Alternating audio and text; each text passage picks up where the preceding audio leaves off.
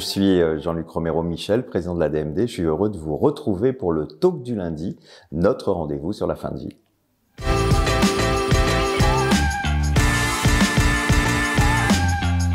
Eh bien, ce week-end sera évidemment un moment extrêmement important pour l'ADMD puisque c'est la 41e Assemblée Générale de l'ADMD. Elle aura lieu cette année à Nantes et j'en profite pour saluer Madeleine Denis, notre déléguée, qui est aussi la trésorière de l'ADMD. Je voudrais la saluer parce que c'est sa dernière Assemblée Générale puisqu'elle a décidé de ne pas se représenter et à la trésorerie et à sa délégation et je voulais évidemment la remercier pour le travail remarquable qu'elle a fait ces dernières années et puis évidemment pour cette amitié qu'on a pu nouer. Donc je serais très heureux de te retrouver, chère Madeleine, samedi. Eh bien samedi, ce sera l'occasion évidemment de faire le bilan de ce qui s'est passé l'année dernière, même si c'était une année compliquée avec le confinement, avec cette Covid qui n'arrête pas de nous poursuivre. Mais l'association a continué à travailler. Vous pouvez voir tous les rapports aujourd'hui sur le site de l'ADMD. Et puis ce sera l'occasion d'avoir de nouvelles instances, un nouveau président, un nouveau conseil d'administration.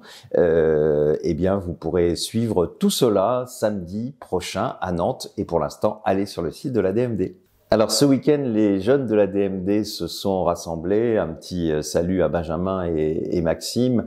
Une occasion pour eux, dans leur séminaire, évidemment, de prévoir les actions qu'ils vont pouvoir mener. Ils ont pu mener cet été l'ADMD Tour et j'avoue qu'on était tous très heureux de les retrouver sur le terrain. Ça a été un moment fort. On a des moments très forts l'année prochaine, notamment les présidentielles et les législatives. Et les jeunes ADMD vont prendre toute leur part. Et puis, évidemment, ils sont aussi un peu dans cette logique qu'on a toujours eu à l'ADMD, qui est celle de travailler avec les autres. Et moi, j'ai beaucoup ces dernières années, encore la semaine dernière, j'étais avec des associations européennes. Les jeunes en ont profité aussi pour nouer des contacts à l'international et c'est plutôt ce qu'on souhaite à l'ADMD. Vous savez que la semaine dernière, j'étais encore à Genève avec des associations et il s'est créé une association de jeunes espagnols qui se battent pour le droit de mourir dans la dignité, qui sont associés à notre association sœur DMD Espagna. Et donc avec Jomé, ils ont eu l'occasion durant ce séminaire d'échanger, de partager et puis peut-être de mener des actions communes. Tout ça, c'est eux qui nous le diront dans les semaines qui viennent. Jonathan Denis, notre secrétaire général, était dans l'Essonne puisque les réunions sur le terrain, évidemment, reprennent peu à peu l'occasion de débattre face à un public qui était une fois plus très nombreux. Ça prouve à quel point vous souhaitez que nous soyons de nouveau sur le terrain et nous le serons de plus en plus parce qu'il est important de militer, de se voir, d'échanger, de parler face à face. Les webinaires, on continuera quand il faudra, mais c'est quand même mieux de se voir.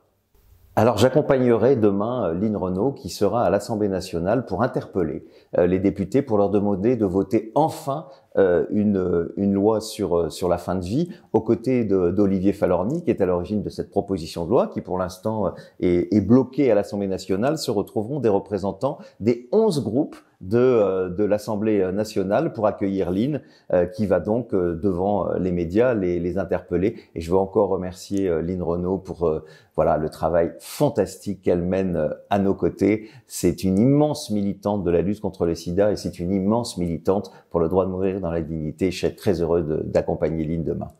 Alors côté média, pour terminer, hier vous m'avez peut-être entendu sur France Info.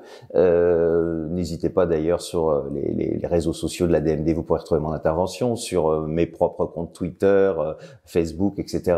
aussi. Donc vous pourrez retrouver mon intervention qui est passée à plusieurs reprises sur France Info. Et ce soir, je serai l'invité de Radio Orient à 19h durant une vingtaine de minutes. Ça repassera à 23h et demain à 7h. Donc peut-être nous retrouverons-nous ce soir en communion quand je serai en train de parler sur cette radio de la question évidemment de la fin de vie.